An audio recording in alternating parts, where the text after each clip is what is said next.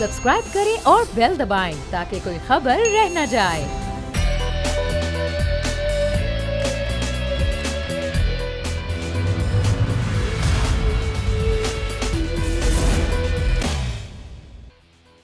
बिस्मिल्लाहिर्रहमानिर्रहीम, अस्सलाम वालेकुम। प्रोग्राम में मैं सुमैया रिजवान आपको वेलकम कहती हूँ। नाजरीन, आज वफाकी काबीना के इजलास में पंजाब के हवाले से बड़े अहम फैसले हुए। चीफ सेक्रेटरी और आईजी पंजाब को एक बार फिर तब्दील कर दिया गया और ये पहली बार नहीं हुआ। हुकूमत के 3 साल दौर में चीफ सेक्रेटरी को 5 मरतबा और आईजी पंजाब को 7वीं बार तब्दील किया गया है। और ना सिर्फ यहाँ तक कहानी रुकी है बल्कि वफाकी काबीना के इजलास में ये सिर्फ तय हुआ और साथ ही साथ खबर ये भी है कि अब पंजाब काबीना के कुछ वज़रा के कलमदान भी तब्दील होने की जो है वो सूरत हाल आ गई है और यहाँ पर भी कुछ तब्दीलियाँ आएंगी। लेकिन ये तब्दीलियाँ बार बार क्यों आ रही हैं, इस पर हम आज के प्रोग्राम में बात करेंगे। लेकिन ज़रा पहले शहबाज अहमद हमारे नुमाते हैं, उनसे वफाकी काबीना की जो आज इजलास था उसकी सूरत हाल के हवाले से बात करेंगे। शहबाज, जो तब्दीलियाँ लाई गई पंजाब में चीफ सेक्रेटरी और आईजी पंजाब के हवाले से, ये अचानक हुआ या पहले से प्लान था?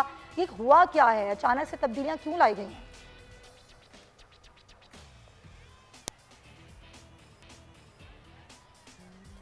की तैनाती का फैसला किया है, ये अचानक नहीं हुआ बल्कि जब वज़ीर-ए-आज़म इमरान खान दौरा लाहौर गए थे तो उस वक्त ये बुनियादी तौर पर फैसला हो गया था। दरानी ने बताया है कि वज़ीर-ए-आला पंजाब तो उस्मान बुज़दार ने वज़ीर-ए-आज़म इमरान खान को कहा था कि इंतजामी बुनियादों पर कुछ चीजें हैं जो हैंडल नहीं हो रही और उसमें शायद आईजी पंजाब और चीफ सेक्रेटरी उन्होंने कहा था कि इसको तब्दील करें। वज़ीर-ए-आज़म इमरान खान ने ब्यूरोक्रेसी की कारकर्दगी के ऊपर नाराजगी का इजहार किया था। बहुत सारे ऐसे फैक्टर्स वज़ीर-ए-आज़म इमरान खान ने कहा था कि इमरान खान ने चंद नाम मांगे थे कि चीफ सेक्रेटरी आईजी पंजाब कौन होना चाहिए, तो वज़ीर आला हाउस से ये समरी गई थी जिसमें राउत सरदार टॉप पर आईजी पंजाब के लिए थे, जो कि इस वक्त सेफ सिटी जो प्रोजेक्ट है लाहौर का उसके सरबराह है, और चीफ सेक्रेटरी के लिए कमरान अली अफजल का नाम जो है वो गया था, जिसको कल गुज़िश्ता रोज जो मुश्तरका फदार कौंसिल इजलास के बाद वज़ीर आज़म और वज़ीर आला की बने मुलाकात हुई है, उसमें बाज़ाब्ता तौर पर वज़ीर आज़म इमरान खान ने रजामंदी दायर की थी और वफाकी काबीना ने आज उसकी बाज़ाब्ता अप्रूवल दे दी और दोनों का नोटिफिकेशन भी जारी हो गया।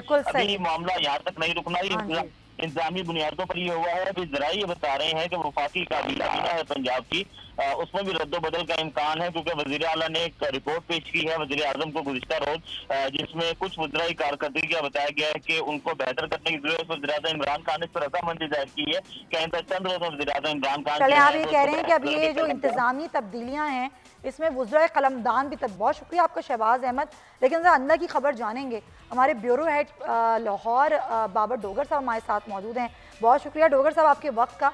और नादिर गबोल पाकिस्तान पीपल्स पार्टी से हमारे साथ हैं, दोनों का बहुत शुक्रिया। ये बाबर डोगर साहब, ये पहली दफ़ा तो नहीं हुआ, इन 3 सालों में जितनी ज़्यादा और जितनी मरतबा पंजाब काबीना में तब्दीलियाँ हुई, आईजी पंजाब को तब्दील किया गया, चीफ सेक्रेटरी को तब्दील किया गया, ये ख्वाहिशात की बिना पर हो रहा है या फिर बद इंतजामियों की बिना पर हो रहा है? सुमैया, इमरान खान इस वक्त पीछे लाहौर में दौरे पर आए और वो काफ़ी अरसे से चीफ सेक्रेटरी और आईजी इन दोनों की परफॉर्मेंस से खुश नहीं थे। जिस तरह से पंजाब में लॉ एंड ऑर्डर की सिचुएशन थी, जिस तरह से ये सारे रेप केसेस, चोरियाँ, डकैतियाँ ये बढ़ती जा रही थी और इस पर वो चाह रहे थे कि एक तगड़ा और एक मजबूत आईजी यहाँ पर होना चाहिए।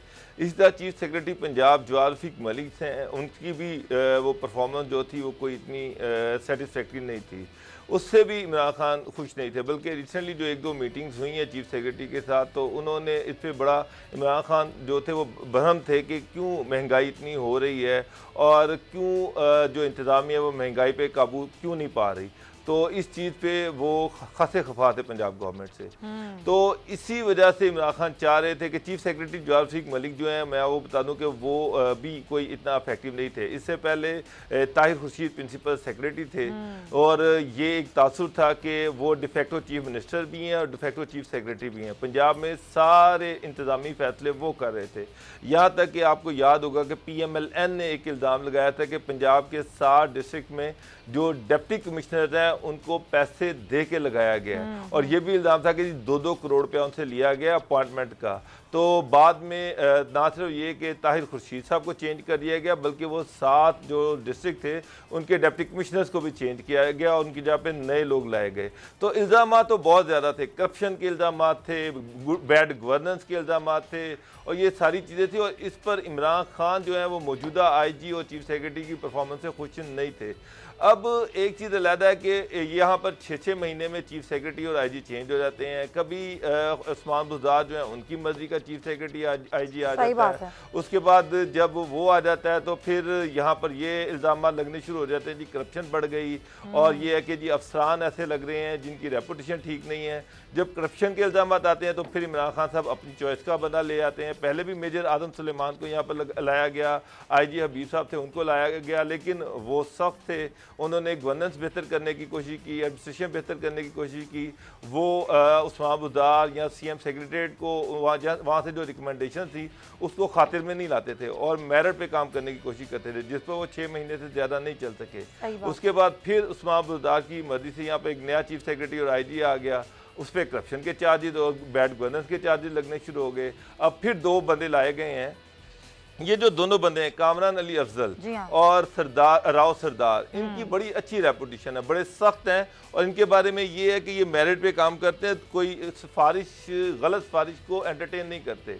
तो ये मुझे नहीं समझ आ रही कि ये लोग किस तरह से उस्मान बुज़दार के साथ चलेंगे, क्योंकि माजी में जो तजर्बा हुआ था उसमें तो मेजर आजम तो 6 महीने से ऊपर नहीं निकाल सके। उसके बाद फिर होता ये है कि वज़रा और जब CM और कैबिनेट के जो लोग हैं, जब उनकी गलत रिकमेंडेशंस को चीफ सेक्रेटरी या ब्यूरोक्रेसी एंटरटेन नहीं करती तो फिर साजिशों का एक जाल बिछा दिया जाता है और अल्टीमेटली जो कैबिनेट बनता है वो ब्यूरोक्रेट बनता है। बसरा साहब से पूछते हैं, शौकत बसरा साहब में ज्वाइन कर रहे हैं पाकिस्तान तहरीक इंसाफ से और पंजाब से ही आपका ताल्लुक़ है। बसरा साहब, आखिर ऐसी क्या सेटिस्फेक्शन चाहिए, ऐसा क्या मामला है कि 3 साल हुए हैं और 6 IG चेंज हो चुके हैं, पुलिस का निज़ाम है, लॉ एंड ऑर्डर को देखना है, अमन अमान की सूरत हाल को देखना है, सारे मामलात लेके चलने, लेकिन अगर बार बार तब्दीलियाँ होंगी, चीफ सेक्रेटरी तब्दील, IG तब्दील, और जो डोगर साहब कह रहे हैं वो तो मामला अजब ही है कि अगर साजिशों का जाल बार बार बिछता रहेगा तो कैसे होगा मामला सही। देखिए, जब तक रिक्वायर्ड रिजल्ट्स नहीं मिलेंगे, जो एक पैमाना दिया गया है वज़ीर आज़म साहब की तरफ से, हुकूमत की तरफ से, अगर ब्यूरोक्रेट्स उनको फुलफिल नहीं करेंगे, 15 IGP और 15 चीफ सेक्रेटरी तब्दील करने पड़े वो करेंगे। यही नया पाकिस्तान है। अच्छा। पहले ये होता था सुमैया के हाथ मिले होते थे हर किसी के। सर मैं आपका जवाब लेती हूँ, आके आते हैं अपने प्रोग्राम पर। और बसरा साहब, जो आप नए पाकिस्तान की बात कर रहे हैं, सर नए पाकिस्तान में तो करप्शन भी नहीं होनी थी, नए पाकिस्तान में तो ये लॉ एंड ऑर्डर के मसाइल भी नहीं होने थे, नए पाकिस्तान में तो महंगाई भी नहीं हुई थी। तो सिर्फ नए पाकिस्तान में तब्दीलियां ऐसे ही आएंगी कि बार बार ओहदों पे तब्दीलियां होंगी। सर सुमैया, आपने बहुत उम्दा सवालात उठाए हैं। बिल्कुल, किसी भी हुकूमत का जो पहला और आखिरी फ़र्ज़ होता है वो अमन व अमान की सूरत हाल है, लोगों के जानो माल का तहफ़्फ़ुज़ है, लोगों को बेहतर गवर्नेंस देना है, यही हुकूमत का फ़र्ज़ होता है। और बिल्कुल उसमें जो बात मैं आपको पहले कह रहा था कि जो रिक्वायर्ड रिजल्ट्स नहीं मिल रहे तो इसी बुनियाद पर तब्दीलियाँ लाई जा रही हैं। और जाहिर है कि अगर महंगाई, सो कॉल्ड महंगाई होगी, अगर होर्डिंग्स होंगी, ज़ख़ीरा अंदोज़ियाँ होंगी, अगर आज भी थाने और कचहरी में लोगों को ज़िलो रुस्वा होना पड़ेगा, तो जब तक इन चीज़ों का कला कमा नहीं होगा तो उस वक़्त तक प्राइम मिनिस्टर साहब चैन से नहीं बैठेंगे, ना हमारी हुकूमत चैन से बैठेगी। मसाइल हैं, प्रॉब्लम्स हैं, ओवरनाइट चीज़ें हल नहीं होती हैं। और मैं फिर कहता हूँ कि ये चीज़ें जो नीचे इनका इफेक्ट जाने वक्त टाइम लगता है, क्योंकि जो थाना कल्चर है इसमें कतई दो राय नहीं है। डोगर साहब का तो बहुत वसी तजर्बा है। थाना कल्चर बहुत बड़ा चैलेंज है, इसको चेंज करना, पटवारी कल्चर को चेंज करना बहुत बड़ा चैलेंज है। इसलिए कि 70 साल हमारे मुल्क में देनी है, सिर्फ यही एक सूबा है पूरे पाकिस्तान में जिस पर भरपूर तवज्जो होनी है वज़ीर आज़म की। मैं अर्ज करता हूँ जी, मैं अर्ज कर 70 साल इस निज़ाम की परवरिश की है, इसको तनावर दरख्त बनाया है, एक सिस्टम बन गया है माफियाज का, जिसको आप छेड़ेंगे लोग इस तरह आपके पीछे पड़ जाएंगे कि आप सोच भी नहीं सकते कि थाने में एक गरीब आदमी के साथ सुमैया, जब आदमी थाने में जाता है ना, खा मुदई बन के जाता है, जो थाने में होता है उसको कोशिश कर रहे हैं, टाइम लग रहा है, तब्दीलियाँ ला रहे हैं। आपने कहा पंजाब की तरफ, देखिए पंजाब पाकिस्तान है, पंजाब पाकिस्तान का सबसे बड़ा सूबा है और फिर पंजाब का प्रॉब्लम ये रहा कि यहाँ पर 3-3, 4-4 बारी उनकी हुकूमतें रहीं जिन्होंने ब्यूरोक्रेसी के ज़रिए उनको उनके साथ हाल मिले हुए थे, उनके साथ इन्वॉल्व होते थे और जो कुछ होता रहा बेहतर कौन जाता है, डोगर साहब कवर करते रहे हैं किस तरह अफसरान उस वक्त लगते थे। और आपको पता है मॉडल टाउन का वाकया किन लोगों ने किया था? यही वो लोग थे नहीं मालूम, हम तो कवर करते रहे सारे वाकयात, हम रिपोर्ट करते रहे। समिया एक मिनट मुझे सिर्फ मैं बसरा साहब से ये पूछता हूँ कि जो कमिश्नर लाहौर इन्होंने लगाए हैं, हाँ। अभी इन्होंने मॉडल टाउन की बात की है, हाँ। तो वो उसमें नामजद मुल्जिम है। सही बात है। तो ये बसरा साहब मुझे ये बता दें कि फिर वो किस क्राइटेरिया पे वो अब आपने लगाया, कुछ छठा कमिश्नर आपने लगाया, 12 सेक्रेटरीज एजुकेशन के चेंज हुए। हाँ बिल्कुल। समिया आप तो चीफ सेक्रेटरी की बात कर रही है ना, 12 सेक्रेटरीज एजुकेशन के चेंज हुए हैं, 13 इरिगेशन के, 5 लोकल गवर्नमेंट के, 6 secretary principal secretary to chief minister, 6, ये छठा है ये जो अब लगा हुआ है। तो अभी तक इनको को गोहरे नायाब मिला ही नहीं है जो चीजों को ठीक कर सके। सर वाकई 2 साल बाद मिलेगा गोहरे नायाब, आपको 5 साल तक ढूंढते रहेंगे बसरा साहब। हीरे देखें हमें हीरो की तलाश है, अच्छे लोगों की तलाश है, उसके लिए आपको सारे स्टेप्स लेने पड़ते हैं।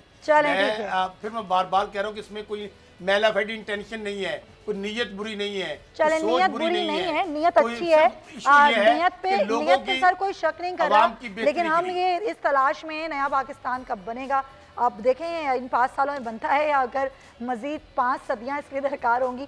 नादिर अभी लोधरा में आज chairman peoples party Bilawal Bhutto, कैसा रहा है जरा आप मुझे खुद बताएं उनका दौरा पंजाब।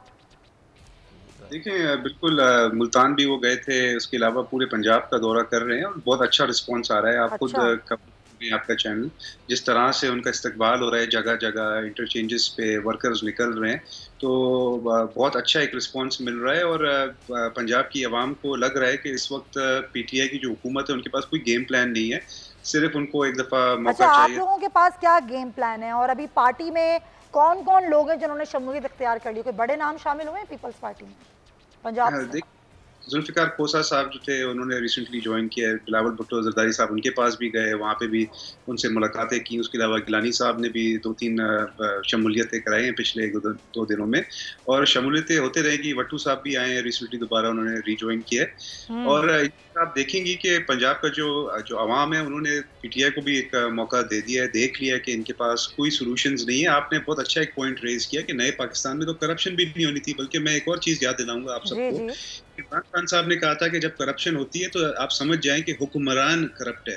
अब हुक्मरान में ब्यूरोक्रेट्स थोड़ी आते हैं, हुक्मरान में तो सीएम भी आता है, हुक्मरान में तो बाकी वज़रा भी आते हैं, तो आप बार बार ब्यूरोक्रेट्स को क्यों बलि चढ़ा रहे हैं? अच्छा नादिर, मैं ये कहूँगी कि ज़ाहिर बिल्कुल तनकीद करें हुकूमत पर, ये अपोजिशन का हक है, लेकिन आगे की तैयारी जो करनी है खुद आप लोगों ने तो तैयारी करनी है।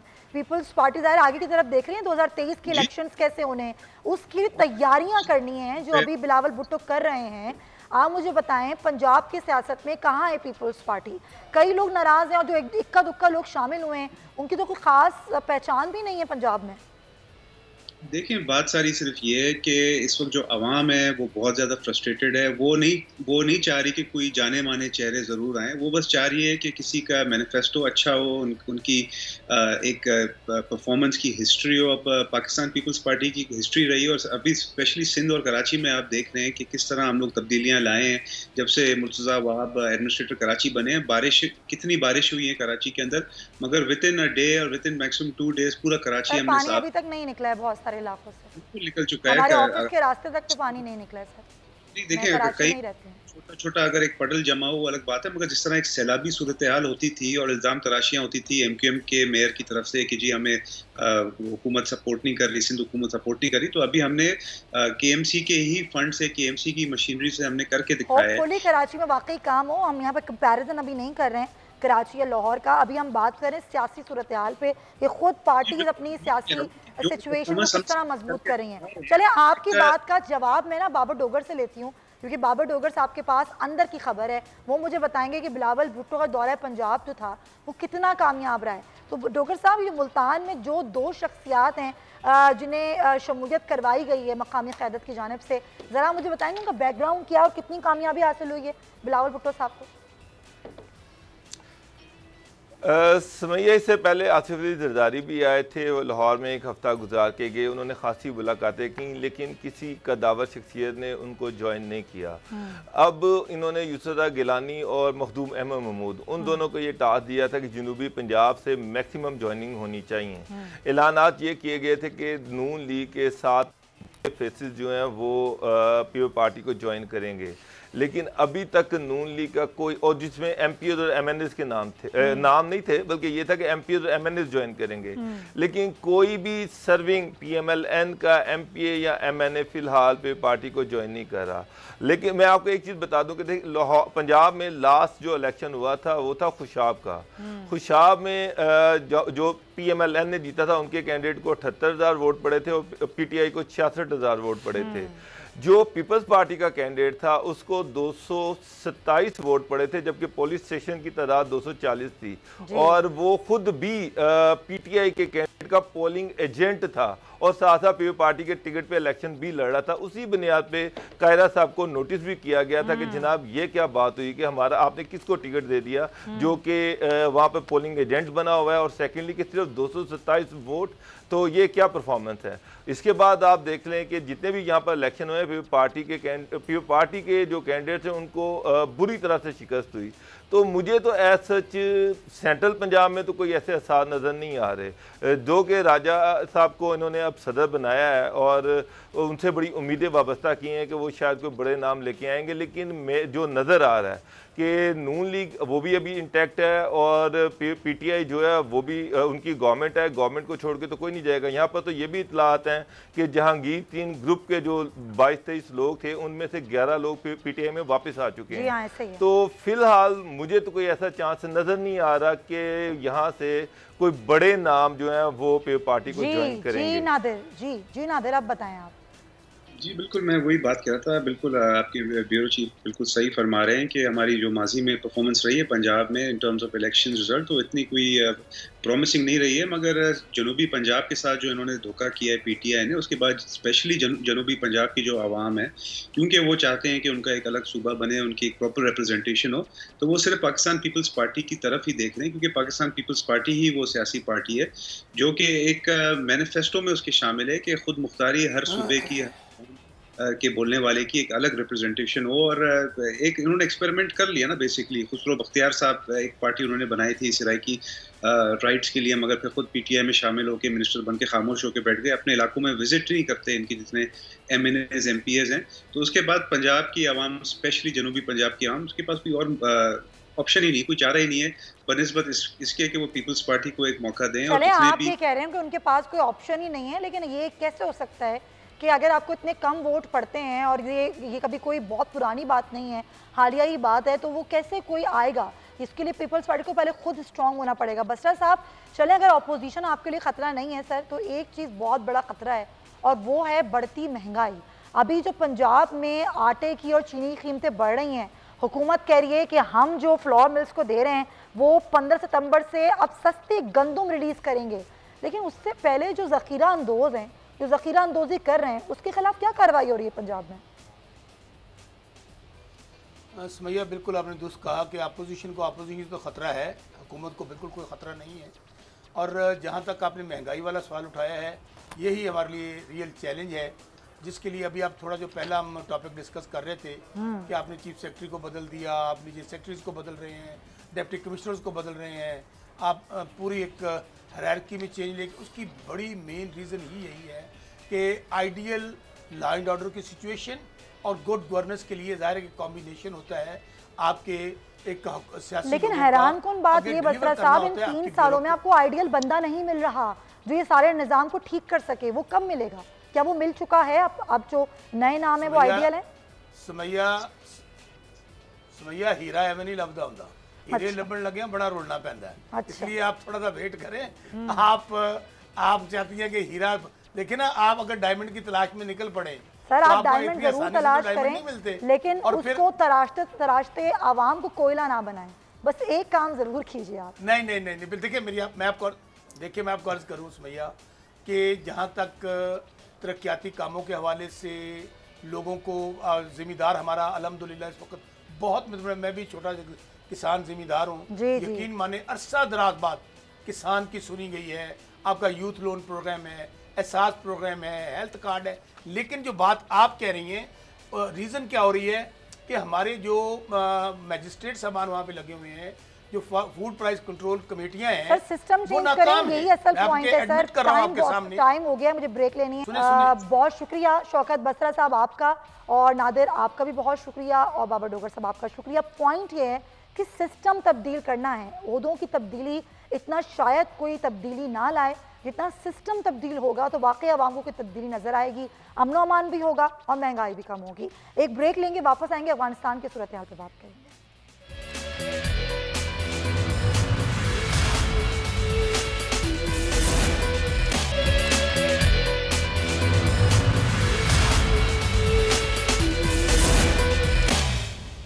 नाजरीन, भारत की एक बार फिर पाकिस्तान मुखालिफ साजिशी चाल बेनकाब हो गई है। भारतीय मीडिया कुछ दिनों से झूठी तस्वीर और वीडियोस का इस्तेमाल करके अफगानिस्तान में पाकिस्तान की मुदाखलत, पाकिस्तान की जानिब से तालिबान की हिमायत साबित करने की भरपूर कोशिश कर रहा था, मगर बैनुल-अक़वामी मीडिया ने भारतीय प्रोपेगेंडे का भांडा फोड़ दिया, भारतीय मीडिया का प्लान फ्लॉप कर दिया। भारतीय मीडिया ने यूएस इन्फ्लो लैब की रिपोर्ट के बाद भी सबक ना सीखा और जाली खबरों के प्रोपेगेंडा मशीन को चलाने से बाज ना आया। जो वीडियोस और तस्वीर भारतीय मीडिया की जानिब नशर की गई हैं, उनका पाकिस्तान से दूर दूर तक कोई ताल्लुक नहीं। भारत ने जिस गिराए गए F-16 तैयारे से मुतालिक शोर मचाया कि ये पाकिस्तान एयरफोर्स का तैयारा है, वो अप्रैल 2018 में अमेरिका में गिरने वाला F-16 का तैयारा था। भारत नफरत की आग में और पाकिस्तान को बदनाम करने की कोशिशों में हमेशा अपने पांव पर कुल्हाड़ी मारता है, दुनिया के सामने रुसवा होता है। EU डिसइंफो लैब ने गुज़िश्ता साल भारत की प्रोपेगेंडा मशीन को दुनिया के सामने बेनकाब किया था नाजरीन, कि किस तरह भारत न्यूज़ वेबसाइट्स के जरिए पाकिस्तान मुखालिफ झूठी खबरें फैलाता है। मोदी सरकार और भारतीय फौज पाकिस्तान दुश्मनी में हमेशा ऐसी ही भौंडी हिकमत अमली अपनाती रही, जिसका नुकसान उन्होंने खुद उठाया। इसकी एक मिसाल बालाकोट हमला और अभिनंदन है। ये छोड़ें कि भारत तो पाकिस्तान की दुश्मनी में कबूतरों तक को नहीं बख्शता, कबूतरों को जेल भेज देता है, उनके खिलाफ मुकम्मल कार्रवाई करता है। न सिर्फ ये बल्कि उन मासूमों के पर भी काट देता है, मगर उसका नतीजा एक ही निकलता है, दुनिया भर में अपनी तजलील, मजाक और रुसवाई। भारतीय मीडिया ने पंजशेर में पाकिस्तानी एयरफोर्स की मुदाखलत का दावा करते हुए एक वीडियो शेयर की। नाज़रीन, को पता है वो वीडियो कहाँ की है? वो एक वीडियो गेम की वीडियो है, जो वीडियो गेम से रिकॉर्ड की गई है। भारतीय मीडिया की इस बेवकूफ़ी पर हंसा जाए, रोया जाए या अफसोस किया जाए। सहाफत का लेवल चेक करें, मोदी सरकार की चापलूसी करें, मगर जितनी उतनी करें नाजरीन कि उनका सर उठाना भी आसान हो। लेकिन ये जो भारतीय मीडिया की हरकतें हैं, ये पूरी दुनिया के सामने आ गई हैं। खुदारा, अगर आपके पास असल वीडियो नहीं है, कोई सबूत नहीं है, तो वीडियो गेम की वीडियो तो ना उठाएं। आप भी पागल ना समझें, आप सिर्फ अपने व्यूअर्स को पागल बना सकते हैं। इसी पर बात करेंगे। हामिद खान अल-मशरकी साहब हमें ज्वाइन करें, आलमी उमूर के माहिर हैं। बहुत शुक्रिया आपका हामिद साहब, आपके वक्त का। सर, अफगानिस्तान की सूरत हाल ज़ाहिर एक बहुत ही पेचीदा मामला है, और ज़ाहिर जो भी अफगानिस्तान की सूरत हाल अनफोल्ड होगी, उसका पूरे खत्ते पे असर पड़ेगा। लेकिन ये जो भारत है, ये जो फजूल हरकत कर रहा है, इसको समझ नहीं आ रही है कि ये करे क्या। ये अपनी झेप मिटाने के लिए ये जो अजीब व गरीब हरकतें कर रहा है, उस पर आप क्या कहेंगे? शुक्रिया सुमैया। मैं तो बार बार इंडियन चैनल्स पे ये कहता हूं कि मुझे आपकी हालत पर रहम आ रहा है कि आपको अल्लाह की तरफ से इस तरह ज़लीलो ख्वार कर दिया गया है कि जिस तरह आपने अभी बड़ी अच्छी मिसाल दी कि वीडियो गेम्स, जो लेटेस्ट BBC की रिपोर्ट भी आई है कि वीडियो गेम्स के वीडियो क्लिप्स दिखा रहा है जी कि पाकिस्तान का ड्रोन वहां गया है और पाकिस्तान की फौजें वहां लड़ रही हैं। यानी ये आप सोचिए, ये इनकी बेबसी की इंतहा है, और ये वो मोदी सरकार और इनकी जो स्टेट स्पॉन्सर्ड फेक प्रोपेगेंडा है, वो इंतहाई बुरी तरह एक्सपोज हो रहा है। और मैं तो ये कहूंगा कि इनको मतलब शर्म आनी चाहिए कि जनरल लेवल के लोग बैठ के उसके ऊपर तबसरे कर रहे होते हैं, उसके ऊपर अपने कमेंट दे रहे होते हैं और कह रहे होते हैं जी मेरे पास इतला आई है कि 2 बटालियन पाकिस्तान की फौज पंजशेर में चली गई है और ये हो गया है। बाद में फिर जनाब पूरी दुनिया का मीडिया उनका मजाक उड़ाता है। मैं आपको सच बताऊं सुमैया, पाकिस्तान तो पाकिस्तान, दुनिया सारी के मीडिया के हाउसेस का एक मुत्तफिका फैसला है कि हमने इंडिया के मीडिया की किसी रिपोर्ट पर एतबार नहीं करना।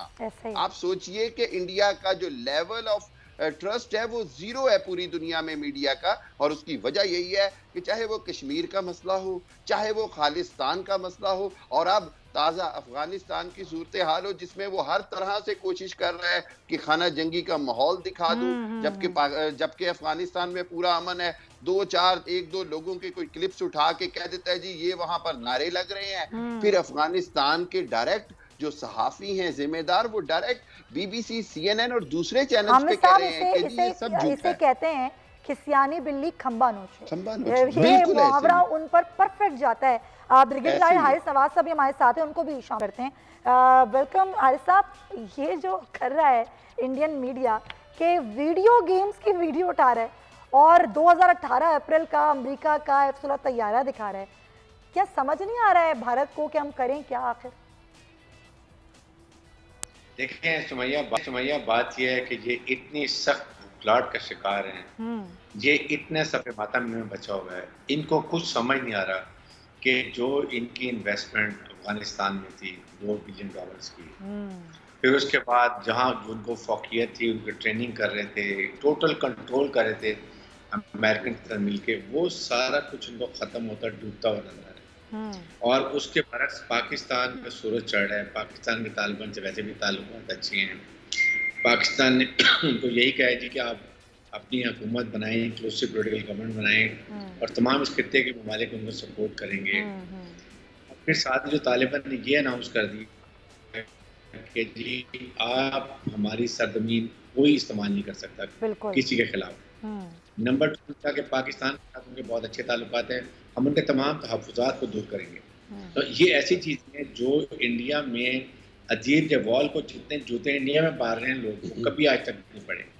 इसलिए उसने कहा था कि ये तो हमने 3 लाख अफगान नेशनल में ट्रेन कर दी है और ये तो वो कर देंगे, ये कर देंगे, 3 साल कर देंगे, लड़ाई खून खराबा और ये अपना वहाँ पर दुकान चमकाते रहते, वो ख़त्म हो गई है।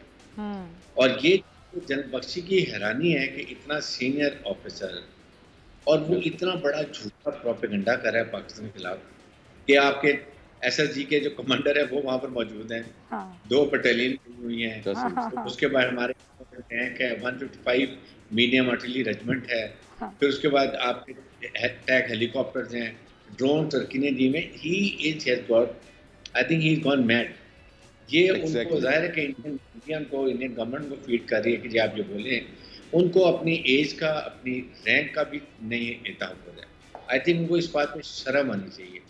और यहाँ पर पाकिस्तान की तरफ से इसलिए एक क्लैरिफिकेशन हमें ज़रूर कर देनी चाहिए। और दुनिया मुझे बताइए कि अगर ऐसी बात हो तो दुनिया तो तैयार बैठी है पाकिस्तान को गन आउट करने के लिए कि जी किसी तरीके से पाकिस्तान को डालने, वो भी नहीं कर सकते।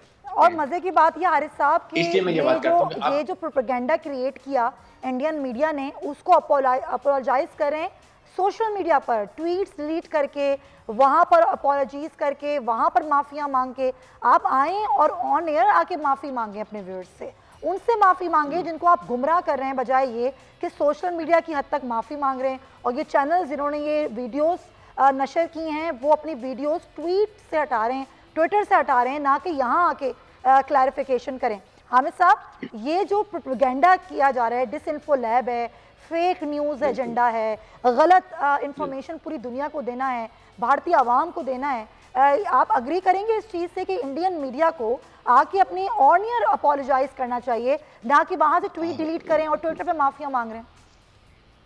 सुमैया, आपने बिल्कुल ठीक बात कही। और मैं तो ये कहूँगा कि मैंने मतलब रिसर्च में भी एक जगह कहा कि अब दुनिया को चाहिए कि कोई इंटरनेशनल लॉज बनाए जाएं जिसके तहत इनको इस बात के लिए अब अकाउंटेबल किया जाए कि जब फेक न्यूज़ और उसके साथ आप गलत नैरेटिव बिल्ड करेंगे, आवाम को गुमराह करेंगे, तो उसके ऊपर ये मीडिया हाउसेस पर कोई इंटरनेशनल लेवल की पाबंदियां लगनी चाहिए।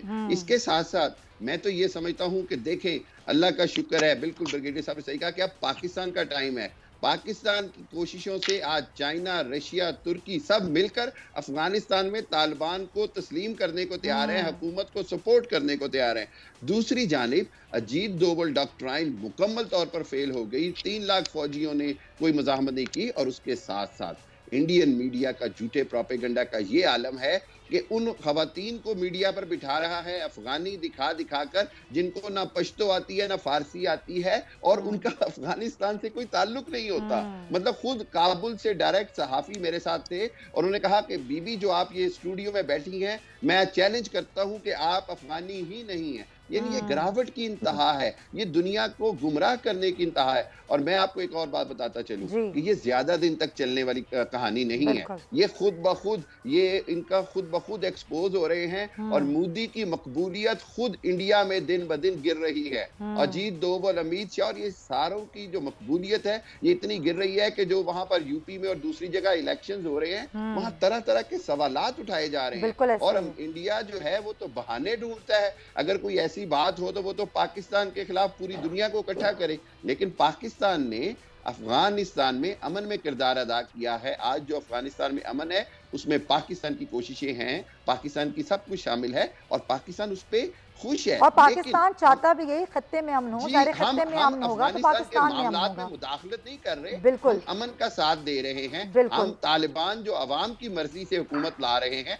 हम उसका साथ दे रहे हैं। और दुनिया भर का मीडिया जो है वो इस बात को अप्रिशिएट कर रहा है और करना भी चाहिए।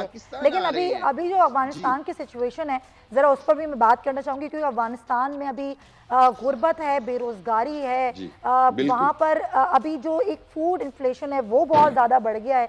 और ना सिर्फ ये, सारे अफगान तालिबान भी यही मुतालबा कर रहे हैं कि इंसानी बुनियादों पर बैनुल-अक़वामी इमदाद की जाए अफगानिस्तान की। अभी ये वक्त की बड़ी अहम ज़रूरत है। हारिस साहब, ज़ाहिर एक नई हुकूमत बनने जा रही है अफगानिस्तान में। ये भी कह दिया है तालिबान ने कि जो साबिक अफगान फौजी थे वो भी नई हुकूमत में शामिल हो जाएं। लेकिन असल मसला जो वहाँ पर दरपेश है वो लोगों के खुराक का है, लोगों के रोज़गार का है, लोगों की अनसर्टेनिटी का है। लोग अभी वहाँ पर एक कन्फ्यूजन का शिकार हैं कि आगे सूरत हाल क्या है।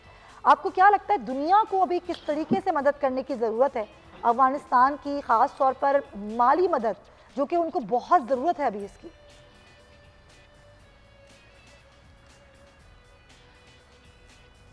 हारिस साहब, देखिए सुमैया, बात यह है कि सबसे पहले इमीडिएटली कि आप अफगान तालिबान कैसे inclusive political ethnic balance government बनाते हैं, और अगर उसमें सबकी रिप्रेजेंटेशन हो जाती है, इमीडिएटली उसके बाद एक पॉलिसी स्टेटमेंट आती है कि जी कैसे आम माफी है, औरतों बच्चों के साथ कैसे सलूक किया जाएगा, उनको तालीम दी जाएगी, वहाँ पर लॉ एंड ऑर्डर मेंटेन किया जाएगा, किसी को विक्टिमाइज नहीं किया जाएगा, और हर एक Afghani is allowed to move anywhere in Afghanistan. तो इससे एक तो वो डर और खौफ जो वो खत्म। नंबर 2 बात है, इतनी बड़ी रिस्पॉन्सिबिलिटी सबसे पहली है हमारे अपने खिते में Russia, China, Pakistan. They should immediately recognise इनको अफगानिस्तान को, ताकि एक इनको लेजिटिमेसी मिले इसको, और फिर साथ ही साथ चाइना को जो अच्छे इकोनॉमिक जिनके कंडीशन बेहतर हैं वो इनको इकोनॉमिक एड भी दें। साथ ही साथ उसके बाद सबसे बड़ी रिस्पॉन्सिबिलिटी यूनाइटेड नेशन तबाह करिए की हैं, लोगों की अफगानियों की तबाह करके रख दिए नस्ल को। इनकी मॉरल ऑब्लिगेशन है। मैं I have doubt their moral obligation, क्योंकि इनके अगर मॉरल होते तो ये कश्मीर में कश्मीरी औरतों बूढ़ों बच्चों को जो पैलेट गन से ब्लाइंड करते हैं वो नजर आते, इनको फ्रांस में नजर आते कि कैसे वो औरतों बच्चों के वो वहाँ पर उनके अभी कंटेंशन लगा रहे हैं कि जी आप हिजाब नहीं पहन सकते, जो हिलाल फूड होती है वहाँ पर दूसरी फूड भी रखेंगे, कई कंडीशन लगा रहे हैं। इनको ये चीज़ें नजर नहीं आती हैं, ये इनका सिर्फ ढोंग है। They have their own political agendas. तो इसलिए यूरोपियन यूनियन को, ये अमेरिका को, यूनाइटेड नेशन को, they have to come forward और रीबिल्डिंग करें इसकी। They have it is their बिल्कुल ऑब्लिगेशन, जो आपने तबा के सब कुछ किया। तो आई थिंक इसको देखें तो ये कंडीशन जो होनी चाहिए, Pakistan and China should be number 1 to recognise Taliban, which they will always remember and they will oblige both countries. बिल्कुल आप सही कह रहे हैं। अभी तामीर नौ की वहाँ पर माली इमदाद की, लोगों के खुराक और रोज़गार के लिए ये पूरी प्लानिंग की ज़रूरत है। हामिद साहब, आप किस तरह देख रहे हैं इस चीज़ को? ज़ाहिर दुनिया अभी ये देख रही है कि वहाँ हुकूमत कैसी बनती है, उसके बाद ही वो अपनी पॉलिसी देंगे। डेफिनेटली हर मुल्क अपनी पॉलिसी उसके हवाले से देगा, लेकिन जो एक इंसानी बुनियादों पर मदद करनी है, इंसान की मदद करनी है, इंसानियत की मदद करनी है, आपको लगता है कि दुनिया इस पर कोई स्ट्रेटेजी बनाएगी अपनी? सुमैया, मैं आपको बताऊं, अनफॉर्चुनेटली IMF और वर्ल्ड बैंक ने तो ये 31 अगस्त से पहले अफगानिस्तान के तालिबान पर दबाव बढ़ाने के चक्कर में उनकी इमदाद जो उनको रेगुलर मिलती थी वो भी मुअत्तल कर दी। दूसरी बात ये कि पाबंदियों की उनके ऊपर जो है वो मजीद सख्ती कर दी, लेकिन ये मसले को खराब करेगा। पाकिस्तान, चाइना, रशिया समेत ताकतवर मुल्कों को चाहिए कि वो बाकी दुनिया को ये बावर करा दे कि इस वक्त अफगानिस्तान में अगर किसी किस्म का इकोनॉमिकल या भूख का या ना हंगर क्राइसिस आया तो उसकी जिम्मेदार अमेरिका होगा, उसकी जिम्मेदार यूरोपीय यूनियन होगी, उसके जिम्मेदार वर्ल्ड हेल्थ ऑर्गेनाइजेशन और यूनाइटेड नेशन होगी। देखें, अब वक्त आ गया है कि पूरी दुनिया इस बात का, वो जो हम कहते हैं ना, मदावा करे कि उनके जख्मों का मदावा किया जाए अफगानियों के जो 20 साल तक उनको लगे हैं, और पूरी दुनिया को मिलकर अफगानिस्तान को इकोनॉमिकली स्टेबल करना है। और इससे कोई इनकार नहीं है कि मेरा ख्याल यह है कि पाकिस्तान, चाइना ना सिर्फ तालिबान की गवर्नमेंट को तस्लीम करेंगे बल्कि उनकी खिदमत और उनके लिए जो अफगानी भाई हैं उनकी मदद करने में पेश होंगे। और इसकी वजह यह है कि हम इंसानी बुनियादों पर यह कर रहे हैं। अफगानिस्तान हमारा हमसाया है, हमारा ब्रादर इस्लामी मुल्क है। और एक बात आखिरी में ये जरूर कहना चाहूंगा सुमैया कि पाकिस्तान को हर वक्त तैयार रहना है दुश्मन के बदतरीन प्रोपेगेंडा से, दुश्मन की चालों से, चाहे वो किसी भी अंदाज से हो। और इसमें कोई शक नहीं कि पाकिस्तान के मुसल्लह अफवाज हर तरह से तैयार हैं, हर तरह के चैलेंज से निपटने के लिए। और ये बात बार बार हम अपने दुश्मन को बावर कराते रहेंगे कि अगर तुम हमारी तरफ मैली आंख से देखोगे, किसी साजिश की कोशिश करोगे तो हम उसका मुंह तोड़ जवाब देंगे और हम अफगानिस्तान की प्रॉस्पेरिटी में बढ़ चढ़ कर हिस्सा लेंगे और दुनिया को दिखाएंगे कि अफगानिस्तान का अमन जो है वो अल्हम्दुलिल्लाह उसमें पाकिस्तान का एक बड़ा किरदार लिखा जाएगा और ये तारीख देखेगी। बिल्कुल सही। लेकिन हारिस साहब, बड़ी अजीब सी बात है। देखिए, अमेरिका, यूरोपीय यूनियन पे बरतानिया भी अपनी इस बात पर कायम है कि जी हम राब्ते ज़रूर करेंगे जब ये हुकूमत बन जाएगी, लेकिन हम इस हुकूमत को मानेंगे नहीं। और वो ये भी कह रहे हैं कि सख्त शराइत होंगी अफगान तालिबान के लिए, अफगान तालिबान की जो हुकूमत बनेगी उनके लिए। अगर इस तरह की शराइत होंगी और इस तरह की बातें होंगी तो आपको लगता है कि देयर इज़ एनी चांस कि वो फिर कोई मदद भी करेंगे अफगानिस्तान में लोगों की? देखें, एक अफगानिस्तान में तालिबान आर द विक्टर्स, ये हमें बड़ा क्लियर पता है। और अमेरिका को डिफीट हुई है और बहुत बुरी शिकस्त हुई है। इनके दुनिया में इनको अब सुपर पावर माना ही नहीं जा रहा। नंबर 2 बात ये कि दे हैव अपना सिस्टम, उनके इस्लामिक एमिरेट जो अफगानिस्तान की बनाई है, उनका अपना शरीय निज़ाम है। नोबडी कैन डिक्टेट हम, आप क्या करें, डिक्टेशन करें। यहाँ पर वो अपनी मर्जी की हुकूमत बनाएंगे, अपने मर्जी का कानून नाफिज करेंगे। यस, ह्यूमन राइट्स वायलेशन नहीं करेंगे, किसी को विक्टिमाइज नहीं करेंगे और वो बड़ा अच्छा निज़ाम हुकूमत बनाएंगे। ये जो उनके जहन में सोचते हैं कि तालिबान अनपढ़ हैं, जाहिल हैं, इनमें अफगान एजुकेटेड हैं, फॉरेन क्वालिफाइड हैं and they have been in government service, they are there to do everything for Afghanistan.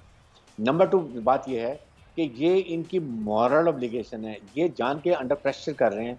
इसलिए लेकिन तमीज़ याद रखें, क्या अफगानिस्तान में अमेरिका 20 साल $2 ट्रिलियन लगा के बड़ी आसानी से वापस चला गया? कुछ ना कुछ तो करके गया है, स्पॉइलर भी छोड़ के गया है। अब उसके बाद नेशनल अलायंस को भी तैयार कर दिया, इंडिया के भी कॉन्टैक्ट्स हैं, ISS को भी उन्होंने तैयार किया। पूरी कोशिश करेंगे जितनी भी लड़ाई झगड़ा होता रहे, स्पॉइलर जो वहाँ पर हैं वो वहाँ की नेगेटिव फीडबैक देते रहें, खबरें देते रहें, पुरानी क्लिप चलाते रहें, पुरानी चीज़ें दिखाते रहें, पाकिस्तान को बदनाम करने की कोशिश करते रहें।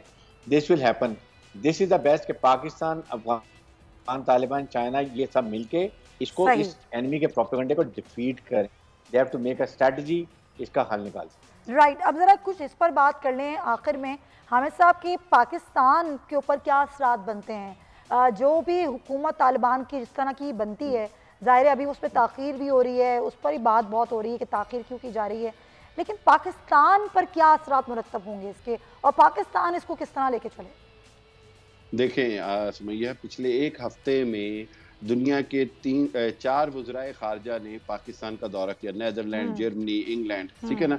इस हवाले से एक बात तो पक्की है कि पाकिस्तान की अहमियत अफगानिस्तान के हवाले से और खित्ते के हवाले से इंतहाई मुसल्लमा है। पाकिस्तान की अहमियत मज़ीद बढ़ गई है। पाकिस्तान के लिए सबसे ज़्यादा ज़रूरी ये है कि वो दुनिया को ये बावर कराए कि जी यहाँ पर अगर कोई स्पॉइलर है, अगर कोई प्रॉक्सी वॉर कर रहा है, अगर कोई एट्रोसिटीज कर रहा है, तो वो सिर्फ इंडिया है। अगर मसला यहाँ पर अब कोई हल होने वाला रह गया है तो वो सबसे बड़ा मसला यानी कश्मीर है। अगर दुनिया में अमन चाहिए, इस खित्ते की प्रॉस्पेरिटी से अगर दुनिया वाकई एग्रीड है, तो इस वक्त सबसे बड़ा दबाव जो है वो भारत पर डाला जाए। और पाकिस्तान की जो हुकूमत है वो इन 3-4 पॉइंट्स के ऊपर अगर काम करेगी तो मेरा ख्याल है कि मामला बेहतर हो जाएंगे। बिल्कुल, ये 4-5 पॉइंटर्स हैं जिन पर पाकिस्तान की हुकूमत को काम करने की जरूरत है। हामिद खान साहब, हारिस नवाज साहब, आप दोनों हज़रात का बहुत, आपके वक्त का बहुत शुक्रिया। नाज़रीन, प्रोग्राम का वक्त खत्म होता है, इंशाल्लाह आपसे मुलाकात कल होगी। अपना ख्याल रखिएगा, अल्लाह हाफ़िज़।